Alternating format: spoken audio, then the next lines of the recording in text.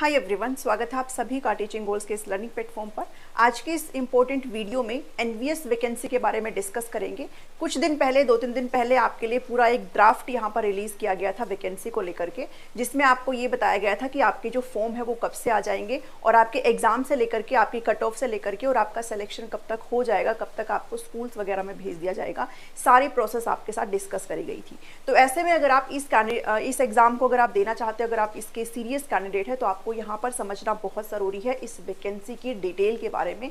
क्या इसका एलिजिबिलिटी रहने वाला है, क्या इसका एग्ज़ाम पैटर्न होता है, किस तरीके से आपको यहाँ पर तैयारी करनी है, क्या आपकी फ़ीस होती है, कौन कौन यहाँ पर इस फॉर्म को भर सकता है।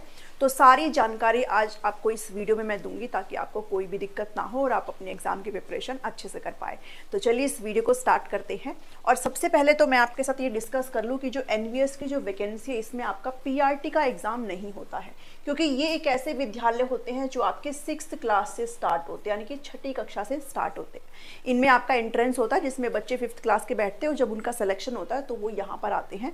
और ये कंप्लीट क्या होता है कि रेजिडेंशियल स्कूल होते हैं, बच्चे वहीं पर ही रहते हैं, स्कूल के अंदर ही। यहाँ पर लगने वाले जो टीचर्स हैं, जो सेलेक्ट होने वाले टीचर्स हैं, उनको भी वहाँ पर क्वार्टर वगैरह अलॉट किया जाता है, तो वो भी वहीं पर ही रहते हैं। ठीक है, तो एनवीएस के बारे में आपको इतनी जानकारी होनी चाहिए है। इसमें आपके पीआरटी नहीं होते हैं। तो जो वैकेंसी आपकी रिलीज होती है वो आपकी टीजीटी के अंदर होती है, टीजीटी के सभी सब्जेक्ट्स में होती है, पीजीटी के सभी सब्जेक्ट्स में होती है। आपको स्क्रीन पर मैं टीजीटी के सारे सब्जेक्ट भी दिख रहे होंगे, पीजीटी के भी सब्जेक्ट आपको दिख जाएंगे। इसके अलावा यहाँ पर मिसलेनियस टीचर्स की भी वैकेंसीज होती है, जिसमें आपके आर्ट के टीचर आ गए, म्यूजिक के यहाँ पर टीचर आ गए, पीईटी मेल फीमेल आ गया यहाँ पर। और इसके अलावा लाइब्रेरियन जो पोस्ट होती है ना, उस पर भी वैकेंसीज होती हैं जो कि मिसलेनियस के अंदर काउंट होते हैं। इसके अलावा जो टीजीटी है, इसमें टीजीटीज में यहाँ पर जो है लैंग्वेज के टीचर भी सेलेक्ट होते हैं, जैसे तमिल लैंग्वेज हो गया, तेलुगु लैंग्वेज हो गया, पंजाबी हो गया। क्योंकि जो एनवीएस के स्कूल है वो इंडिया में हर जगह पर होते हैं, हर रीजन में पाए जाते हैं। तो वहाँ पर जो बच्चे होते हैं उनको वहाँ की क्षेत्रीय भाषा पढ़ाने के लिए इन टीचर्स का यहाँ पर सिलेक्शन होता है। तो काफ़ी सारी लैंग्वेजेस होती है यहाँ पर। ये लैंग्वेज के बारे में भी आपको पता होना चाहिए है। तो ये सभी वैकेंसी, इसके अलावा नॉन टीचिंग की भी वैकेंसीज होती है। यहाँ पर हम टीचिंग की बात कर रहे हैं, ठीक है। तो इसमें आपको पता रहना चाहिए एज के, अगर मैं बात करूँ तो कितने साल वाले कैंडिडेट यहाँ पर अप्लाई कर सकते हैं। तो इसमें आपको किसी भी प्रकार की घबराने की बात नहीं है, क्योंकि टीजीटी में जो मिनिमम एज है आपकी, वो आपकी कितनी, सॉरी मैक्सिमम जो एज है वो आपकी 35 ईयर्स यहाँ पर होनी चाहिए, इससे ज़्यादा नहीं होनी चाहिए है। और पीजीटी में जो एज बताई गई है वो 40 ईयर्स यहाँ पर बताई गई है, यानी कि 40 साल से ज़्यादा आपकी एज नहीं होनी चाहिए। हालांकि आपको रिलैक्सेशन भी प्रोवाइडेड है, तो रिलैक्सेशन काफ़ी अच्छा होता है, तो इसमें किसी भी तरह की कोई भी समस्या नहीं आती है। ठीक है, इतनी चीज़ यहाँ से आपको समझ में आई कि टीजीटी में आपकी 35 साल नहीं होनी, 35 साल एज होनी चाहिए और पीजीटी में 40 ईयर्स यहाँ पर एज होनी चाहिए। रिलेक्शंस भी साथ ही साथ आप देख लीजिए कि आपको छूट भी यहाँ पर मिलती है। छूट के अंदर जो, अगर आप ओबीसी कैंडिडेट है तो आपको यहाँ पर 3 साल का जो छूट है वो मिलती है, और अगर आप SC ST से आते हैं तो आपको 5 ईयर्स का यहाँ पर रिलैक्सेशन होता है। इसके अलावा अगर आप वुमेन कैटेगरी से आते हैं, फिर चाहे आप किसी भी कैटेगरी से, अगर आप वीमन हैं और चाहे आपकी कोई भी कैटेगरी है, तो उसमें आपको 10 साल का रिलैक्सेशन यहाँ पर मिलता है। तो फीमेल कैंडिडेट को कोई भी चिंता यहाँ पर नहीं करनी है, आपको इसमें भी 10 साल की छूट यहाँ पर दी जा रही है। ठीक है, इसके अलावा डिसेबिलिटी वाले जो कैंडिडेट है, SC ST के, जनरल के जो भी हैं, उनको अलग से यहाँ पर छूट मिलती है। तो वो स्क्रीन में आपको दिखाई दे रहा होगा और इससे आप यहाँ पर अच्छा से फाइंड आउट कर सकते हैं। इतनी यहाँ से क्लियर हुआ। अब हमारी जो सबसे बड़ी समस्या है वो हमारी योग्यता की आ जाती है, और हम इसमें बहुत कंफ्यूज होती है। पीजीटी का कोई समस्या नहीं होती है, टीजीटी में कुछ स्पेसिफिक सब्जेक्ट है जिसमें आपको काफ़ी दिक्कत होती है, तो उसके बारे में भी बात करेंगे। तो एलिजिबिलिटी देख लीजिए भाई, टीजीटीज़ की अगर बात करूँ और पीजीटी की यहाँ पर बात करूँ, तो जो टीजीटीज़ होते हैं उसमें मैं जनरल की बात कर रही हूँ अभी राइट नाउ। जनरल आपके पास जो है डिग्री होनी चाहिए जिसमें आपका 50% मार्क्स यहाँ पर होना चाहिए है। इसके अलावा आप बीएड यहाँ पर क्वालिफाई हो इन पर्टिकुलर सब्जेक्ट जिसमें आप फिल कर रहे हो, और सीटेट पेपर 2 आपका यहाँ पर क्लियर हो। ठीक है, पेपर 2 आपका मस्ट है क्लियर हो। और यहाँ पर जब मैं क्लियर की बात कर रही हूँ सीटेट की, तो इसमें अगर आप जनरल कैंडिडेट हैं तो आपके पूरे प्रॉपर 90 मार्क्स होने चाहिए हैं। अगर आप SC ST से आते हैं तो भी आपके 82 मार्क्स होने चाहिए। अगर आप OBC कैटेगरी से आते हैं तो भी सीटेट में आपके 82 मार्क्स यहाँ पर होने चाहिए सीटेट के अंदर। ठीक है, तो इसमें DSSS भी जैसा कुछ नहीं है। अगर आप OBC से आए तो आपको OBC में ही काउंट किया जाएगा, तो ये आप ज़रूर ध्यान में रखेंगे। मैं जनरल की यहाँ पर बात कर रही हूँ। इसके अलावा मुझे ये पता है कि यहाँ पर जो है आपको मैथमेटिक्स में और एसएसटी में और साइंस में बहुत समस्या होती है, क्योंकि आपका सब्जेक्ट कॉम्बिनेशन यहाँ पर नहीं बनता है।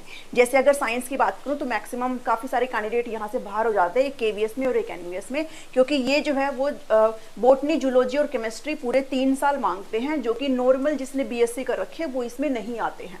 तो काफ़ी जो बायो बैकग्राउंड के होते हैं ना, वो इसमें साइंस में एलिजिबल होते हैं। तो मैथ की, एसएसटी की और साइंस की मैं एक अलग से वीडियो बनाऊंगी एलिजिबिलिटी को लेकर के, ताकि आपको डाउट ना रहे। इसके बाद मैं इसकी ही वीडियो आपके लिए लेकर के आऊँगी और दोनों ही वीडियो को मर्ज कर दूंगी, एंड स्क्रीन में इस वीडियो के उस वीडियो को लगा दूंगी। 1-2 दिन में आपके लिए ज़रूर अपलोड कर दूंगी, ताकि आपको दिक्कत ना हो। फिलहाल हम जनरल बात कर रहे हैं कि आपका ग्रेजुएशन में 50% हो, बीएड हो और सीटेट पेपर 2 यहाँ पर क्लियर हो, ठीक है। इसके अलावा जो आपका हिंदी और इंग्लिश बच गया है ना, तो उसका तो आपको बिल्कुल ही सोचने की जरूरत नहीं है। आपने पूरे 3 साल जो है आपने अपने डिग्री कोर्स में अपना हिंदी और इंग्लिश पढ़ा हो, तो आप इसके लिए यहाँ पर एलिजिबल हो जाते हो। पीजीटी अगर बात करें तो आपने पोस्ट ग्रेजुएट यहाँ पर कर रहा हो 50% मार्क्स के साथ, साथ ही साथ आपने बीएड कर रखी हो यहाँ पर। इसके अलावा इन्होंने ये बताया कि 4 साल का अगर आपने इंटीग्रेटेड कोर्स अगर कर रखा है, तो फिर इसमें आपको बीएड की रिक्वायरमेंट यहाँ पर नहीं होती है, ठीक है। इसमें सीटेट का कोई रोल नहीं होता, क्योंकि सीटेट आपका पीजीटी लेवल पर होता नहीं है। तो एलिजिबिलिटी उम्मीद करती हूँ कि आपको यहाँ से समझ में आया होगा। अब फीस भी इन्होंने बता रखी है। अब ये जो चीज़ मैं आपके बता रही हूँ वो जो लास्ट ईयर यानी कि 2022 में जो आपकी वैकेंसी आई थी उसके बेस पर बता रही हूँ, ठीक है। अगर कोई भी चेंज आपका नई वैकेंसी में, नई एडवर्टाइजमेंट में आता है, तो वो भी आपके साथ डिस्कस किया जाएगा, क्योंकि वो अभी तक आया नहीं है।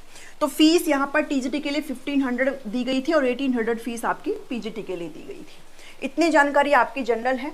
अब बात करते हैं एग्जाम पैटर्न की, जो कि बहुत इंपॉर्टेंट आपके लिए समझना। आप बहुत इसमें कंफ्यूज्ड हो जाते हो, तो ये चीज़ आपको यहाँ पर मैं क्लियर कर दूंगी। अगर बात करें मोड ऑफ द एग्जाम की, तो जो मोड है आपका वो सीबीटी मोड होता है, यानी कि कंप्यूटर बेस्ड आपकी ये परीक्षा होती है, ठीक है। यानी कि ऑनलाइन एग्जाम आपका ये होता है। अब आगे वो ऑफलाइन करते हैं या ऑनलाइन करते हैं वो एडवर्टाइजमेंट में पता चलेगा, बट राइट नाउ पिछली बार की मैं अगर बात करूं तो आपका सीबीटी था। तो अभी तक जब तक ये नहीं बताते तब तक आपका सीबीटी मोड में ही ये एग्जाम रहने वाला है, ठीक है। और 15 जुलाई से आपका जो है नोटिफिकेशन यहाँ पर आ जाएगा, जैसा इन्होंने उस ड्राफ्ट में आपके लिए बताया है। और 30 सितंबर तक आपके जो है एग्जाम कंडक्ट यहाँ पर करा लिए जाएंगे, ठीक है। तो ये आप जरूर ध्यान में रखेंगे। इसके अलावा जो पेपर होता है वो पूरे कितने घंटे का होता है? 3 घंटे का आपका ये एग्जाम होता है। और पूछा क्या जाता है ये आप जरूर ध्यान में रखेंगे। ये टीजीटीज है, ये पीजीटीज हैं। तो रीजनिंग टीजीटी में 10 नंबर की आती है और पीजीटी में रीजनिंग 20 नंबर की आती है। ये डिफरेंस है, ठीक है। सिर्फ और सिर्फ ये जो आपका पोर्शन है ये आपका जनरल पोर्शन है, जो सभी सब्जेक्ट में सेम होता है। टीजीटी के सभी सब्जेक्ट में यही आएगा और पीजीटी के सभी सब्जेक्ट में यही आएगा, ठीक है। बस रीजनिंग में फर्क है, टीजीटी में ये 10 नंबर की आती है और पीजीटी में ये 20 नंबर की आएगी। बाकी जनरल अवेयरनेस यहाँ पर भी 10 नंबर का है और पीजीटी में भी 10 नंबर का है। आईसीटी 10 नंबर का है और यहाँ पर भी 10 नंबर का है। टीचिंग एप्टीट्यूड यहाँ भी 10 नंबर का है, यहाँ भी 10 नंबर का है। इतना आपका जनरल है जो कि सभी सब्जेक्ट का सेम होता है। उसके बाद 80 मार्क्स का टीजीटी पीजीटी में आपका जो सब्जेक्ट नॉलेज है, स्पेसिफिक सब्जेक्ट जो आप भर रहे हो वो आपसे पूछा जाता है। अब इस स्पेसिफिक सब्जेक्ट में इन्होंने अच्छे से खोल के बताया कि आपका जो डोमेन नॉलेज है वो भी आ जाता है इन 80 मार्क्स में। इसके अलावा आपसे क्रिटिकल और क्रिएटिव थिंकिंग के सवाल आपसे पूछे जाएंगे। आलोचनात्मक और रचनात्मक शिक्षण, थिंकिंग नहीं है, टीचिंग है, ठीक है। शिक्षण के सवाल आपसे यहाँ पर पूछे जाएंगे। इसके अलावा एक्सपीरियंस और केस स्टडी क्वेश्चंस यहाँ पर पूछे जाएंगे। और एनईपी 2020 आपने बहुत अच्छी तरीके से घोट के मतलब घोल के पी करके जानी है, यहाँ से आपका सवाल पूछा जाएगा। तो ये 80 नंबर का है। अब इस पे मत जाइए, आपका जो टोटल नंबर बन जाता है मतलब जिसके बेस पर आपकी मेरिट बनेगी वो आपकी टीजीटी की बन जाती है 120 नंबर की और पीजीटी की बन जाती है 130 नंबर की, ठीक है। वैसे पूरा 150 का, लेकिन आपकी मेरिट जो है वो किस पे बनेगी? वो सिर्फ 120 पे टीजीटी में और 130 पे पीजीटी में बनेगी, ठीक है। ये वो वाला पार्ट है जो आपका आपके कट ऑफ को डिसाइड करेगा। बट यहाँ तक जानने के लिए आपका यहाँ पर जो मैंने लिखा है जनरल हिंदी और इंग्लिश, जनरल हिंदी और इंग्लिश के सवाल आपसे पूछे जाएंगे। टीजीटी में 30 नंबर का पूछा जाएगा और पीजीटी में 20 नंबर का पूछा जाएगा। बट ध्यान रहे जो मैं अभी आपको बता रही हूँ ये सिर्फ और सिर्फ क्वालिफाइंग नेचर होता है, यानी कि ऊपर का ये 120 और 130 मार्क्स आपका इवैल्यूएट करने से पहले ये देखा जाएगा कि आप इसमें कट ऑफ को क्लियर कर रहे हो कि नहीं कर रहे हो। क्योंकि यहाँ इस 30 में आपको 15 क्वेश्चन हिंदी के मिलेंगे और 15 क्वेश्चन इंग्लिश के मिलेंगे। इस 20 में आपको 10 क्वेश्चन हिंदी के और 10 क्वेश्चन इंग्लिश के मिलेंगे। इसमें आपको 40% मार्क्स लाना हर पार्ट में ज़रूरी है। जैसे यहाँ पर 15 है तो इसका 40% लाना ज़रूरी है और इसका 40% लाना ज़रूरी है। मतलब कि 6 नंबर आपके हिंदी में आने चाहिए और 6 नंबर आपके इंग्लिश में आने चाहिए हैं, तब आपका टीजीटी का ये वाला पार्ट इवैल्यूएट करा जाएगा। ठीक है। और पीजीटी में यहाँ पर आपके मिनिमम 40% 4 नंबर बनते हैं। यहाँ पर आपके हिंदी और इंग्लिश में अगर 4-4 नंबर आ रहे हैं तो आपका ये वाला पार्ट जो है इवैल्यूएट करा जाएगा, मतलब कि चेक किया जाएगा। अगर आप इस कट ऑफ को क्लियर नहीं करते हो हिंदी इंग्लिश दोनों में, यहाँ पर मैं कंबाइन की बात नहीं कर रही हूँ, दोनों में अगर आप क्लियर नहीं करते हो तो आप चाहे इसमें आउट ऑफ आउट मार्क्स ले ले, डजंट मैटर, उसका फायदा नहीं है। तो आपको ये क्वालिफाइंग जरूर क्लियर करना होगा। मिनिमम 6-6 नंबर, 4-4 नंबर, जो कि आपका कट ऑफ में ऐड नहीं होगा। ये मार्क्स आपके ऐड नहीं होंगे, सिर्फ और सिर्फ क्वालिफाई है। तो ये जो 30 नंबर है, ये जो 20 नंबर है, सिर्फ मतलब 150 का पेपर नहीं है, 120 और 130 का ही पेपर है। इतना यहाँ से समझ में आई चीज़ें? ठीक है। तो ये आपका सिर्फ कैसा है, क्वालिफाइंग नेचर है। इसके अलावा नेगेटिव मार्किंग आपके यहाँ पर है 1/4 की, यानी कि 0.24 मार्क्स यहाँ पर आपके क्या कर दिए जाएंगे, यहाँ पर आपके डिडक्ट हो जाएंगे। ठीक है। तो 0.25 मार्क्स आपके यहाँ पर कट जाएंगे। तो ये आपको ज़रूर ध्यान में रखना है। ऑनलाइन ये परीक्षा है और इस वीडियो में उम्मीद करती हूँ कि आपके साथ में सारी चीज़ें डिस्कस कर पाई होंगी।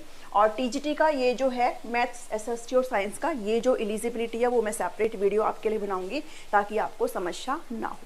तो उम्मीद करती हूँ आपको ये समझ में आया होगा। कोई डाउट हो तो आप कमेंट करके मुझसे पूछ सकते हैं। और वीडियो अगर पसंद आई है तो इसको ज़रूर लाइक करिएगा, शेयर करिएगा सभी के साथ, और 15 जुलाई की डेट को ध्यान में रखते हुए अपनी तैयारी में ज़रूर जुट जाइएगा। मिलते हो next video. Thank you, thanks for watching me.